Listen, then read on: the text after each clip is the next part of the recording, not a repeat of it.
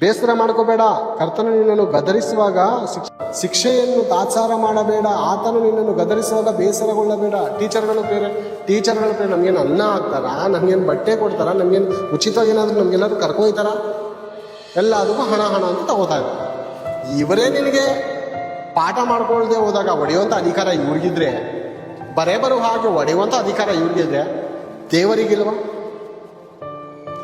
ಈ ದೇವರಿಗಿಲ್ವಾ?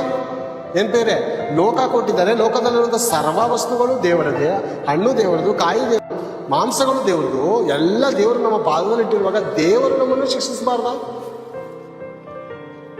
ಶಿಕ್ಷಿಸ್ಬೇಕು ಬಿಡೋಪ್ಲೆ. ಎಂತಕ್ಕೆ? ನಾವು ಒಳ್ಳೆ ಮಕ್ಕಳಾಗಿ ಬದುಕಬೇಕನ್ನೋಂಥ ಒಂದೇ ಒಂದು ಕಾರಣಕ್ಕೆ ದೇವ್ರು ಶಿಕ್ಷಿಸ್ತಾರೆ ಹೊರತು ನಮ್ಮ ಮೇಲೆ ದ್ವೇಷ ಇಲ್ಲ ಬೇರೆ. ನಮ್ಮ ಮೇಲೆ ಕೋಪವೋ ದ್ವೇಷವೋ ಇದ್ದಿದ್ರೆ ಒಂದೇ ಒಂದು ಏಟಿಗೆ ದೇವ್ರು ಯಾವತ್ತೂ ಕೊಂದಾಗ್ತಾ ಇದೆ ನಮ್ಮನ್ನ, ಅಥವಾ ಈ ಭೂಮಿಗೆ ಬರೋದಕ್ಕೆ ಬಿಡ್ತಾ ಇರಲಿಲ್ಲ ಬಿಡಿ ಅಲ್ವಾ?